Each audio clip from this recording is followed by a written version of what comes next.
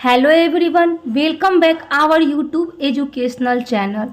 Friends, हम लोगों ने पिछली कक्षा में गोलमेज सम्मेलन का उद्देश्य क्या था तथा प्रथम गोलमेज सम्मेलन तथा गांधी इरविन समझौता के बारे में कंप्लीट किया है। पिछली कक्षा में हमने देखा था कि गोलमेज सम्मेलन का उद्देश्य साइमन कमीशन की रिपोर्ट पे चर्चा करना था, गांधी जी की 11 सूत्रीय मांग पे भी चर्चा करना था तथा जिन्ना की 14 सूत्रीय मांग पर भी चर्चा करना था। हमने यह भी देखा था कि प्रथम गोलमेज सम्मेलन जो कि लंदन के सेंट जेम्स पैलेस में होता है, उसमें कांग्रेस की तरफ से कोई भी भाग नहीं लेता है और उस सम्मेलन में यह निष्कर्ष निकलता है कि गांधी जी को डांडी मार्च के दौरान जेल में कैद कर लिया गया है, उन्हें जेल से रिहा कर दिया जाए।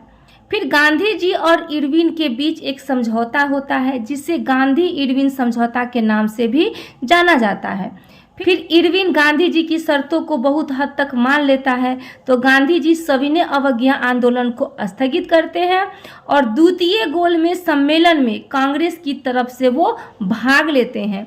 तो आज का हमारा टॉपिक है द्वितीय गोलमेज सम्मेलन। अगर आपको अच्छे से गोलमेज सम्मेलन के बारे में समझना है तो मेरा पहले का वीडियो देखेंगे, उसके बाद इस वीडियो को देखेंगे तो आपको अच्छे से समझ में आ जाएगा। तो चलिए हम लोग स्टार्ट करते हैं, क्योंकि पहले के वीडियो में हम पूरी डिटेल्स में हम बताए हैं।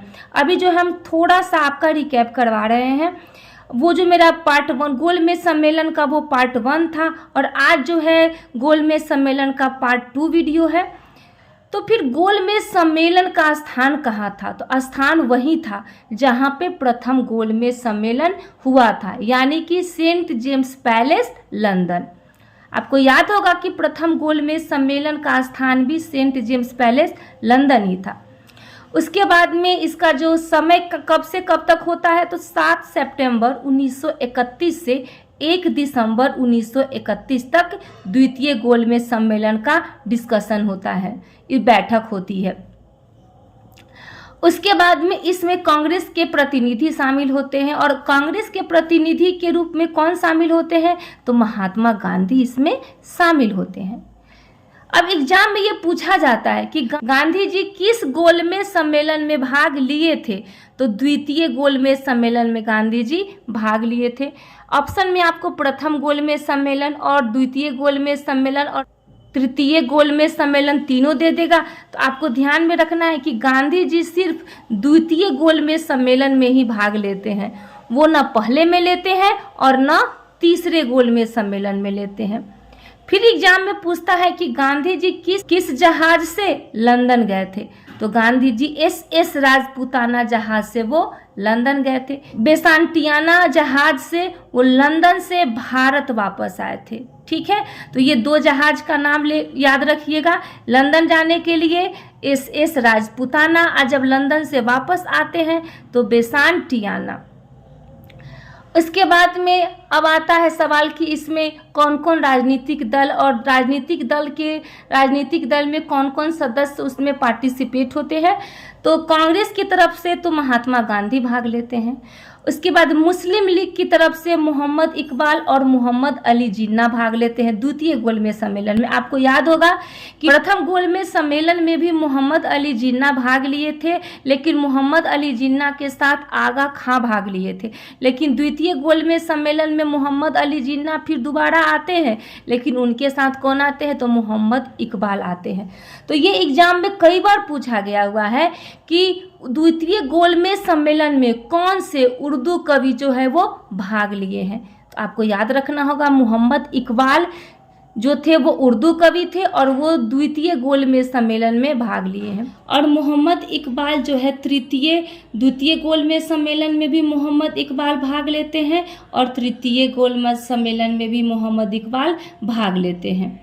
लेकिन मोहम्मद अली जिन्ना प्रथम में भाग लेते हैं और द्वितीय में लेते हैं, तृतीय में मोहम्मद अली जिन्ना भाग नहीं लेते हैं। उसके बाद दलित के तरफ से गए थे द्वितीय गोलमेज सम्मेलन में डॉक्टर अंबेडकर, और आपको याद होगा कि प्रथम गोलमेज सम्मेलन में भी डॉक्टर अंबेडकर भाग लिए थे दलित के तरफ से, और जब तृतीय गोलमेज सम्मेलन होता है तो उसमें भी डॉक्टर अंबेडकर भाग लेते हैं। यानी कि प्रथम गोलमेज सम्मेलन, द्वितीय गोलमेज सम्मेलन और तृतीय गोलमेज सम्मेलन, तीनों गोलमेज सम्मेलन में डॉक्टर अंबेडकर भाग लेते हैं।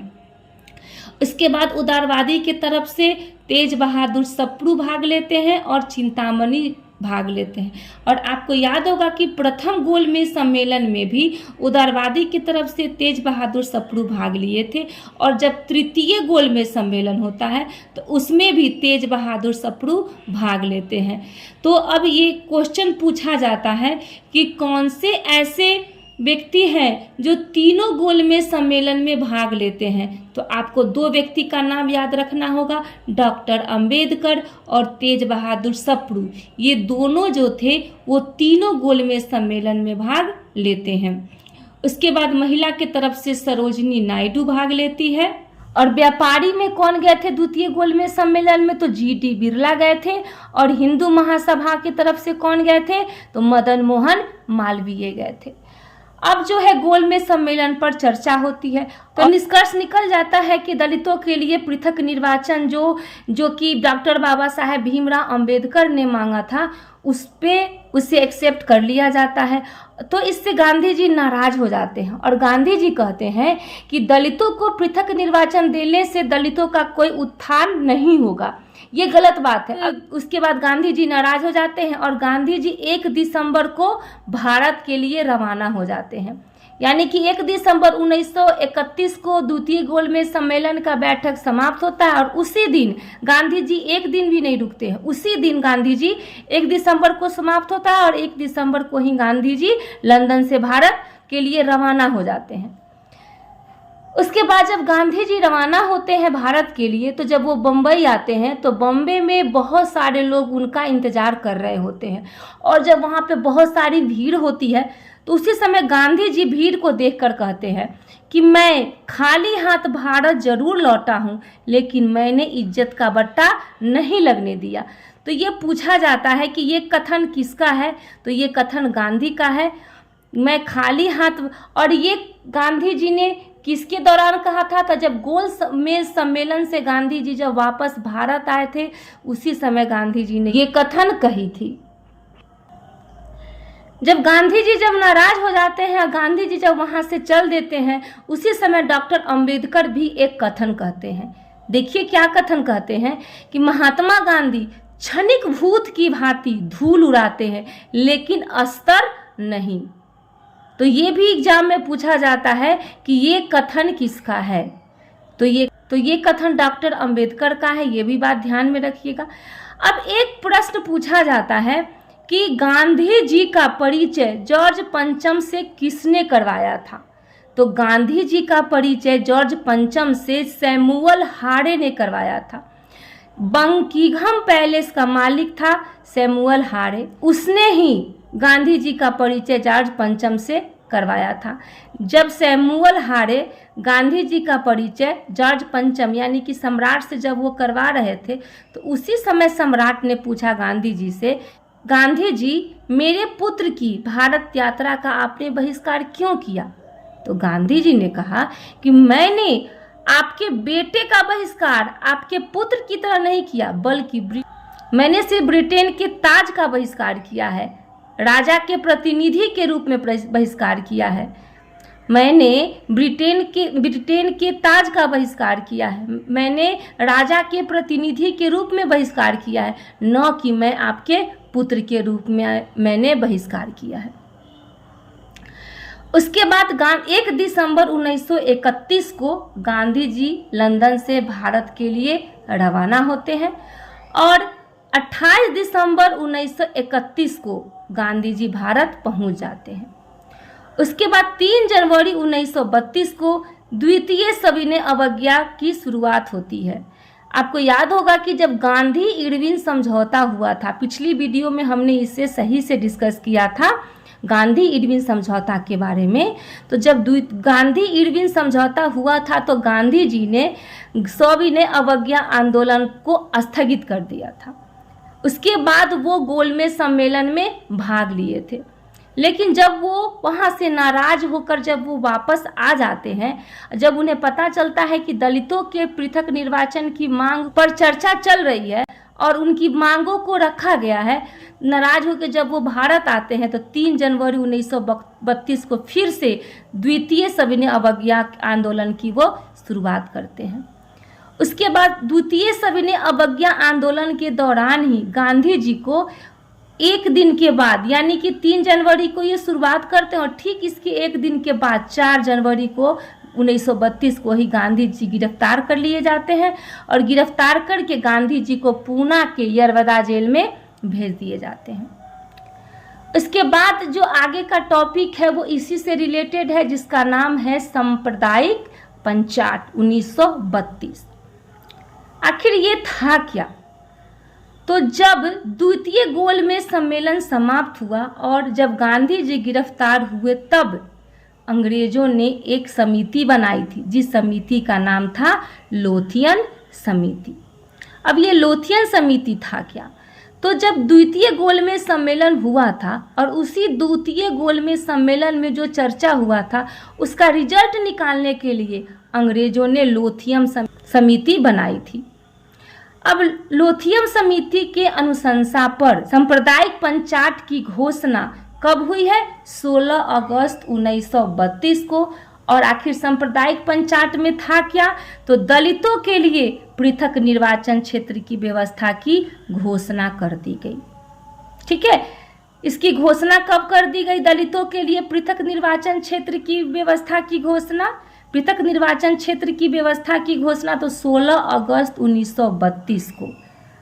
उसके बाद आगे है, फिर 16 अगस्त 1932 को जब सांप्रदायिक पंचाट की घोषणा होती है तो 19 अगस्त 1932 को जब गांधी जी पूना के यरवदा जेल में रहते हैं, आपको याद होगा कि गांधी जी 4 जनवरी 1932 को पूना के यरवदा जेल में गिरफ्तार कर लिए जाते हैं। तो 19 अगस्त 1932 को गांधी जी पूना के यरवदा जेल में ही ये फैसला लेते हैं कि 30 दिन में फैसला वापस लो, नहीं तो आमरण अनशन करूंगा। तो ये कि कौन सी फैसले की बात कर रहे हैं? तो डॉक्टर भीमराव अंबेडकर ने जो दलितों के लिए पृथक निर्वाचन की मांग की थी उस फैसले को कह रहे हैं गांधी जी वापस लेने के लिए। तो एग्जाम में कई बार पूछा जाता है कि सांप्रदायिक पंचाट की घोषणा कब हुई थी, तो याद रखिएगा डेट 16 अगस्त 1932 को सांप्रदायिक पंचाट की घोषणा हुई थी।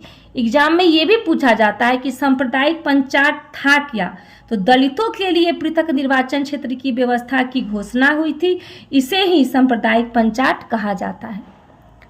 उसके बाद जब गांधी जी ने ये आमरण अनशन की धमकी दी, फिर भी अंबेडकर को ये बात पता चली, लेकिन अंबेडकर ने इस पे कोई एक्शन नहीं लिया।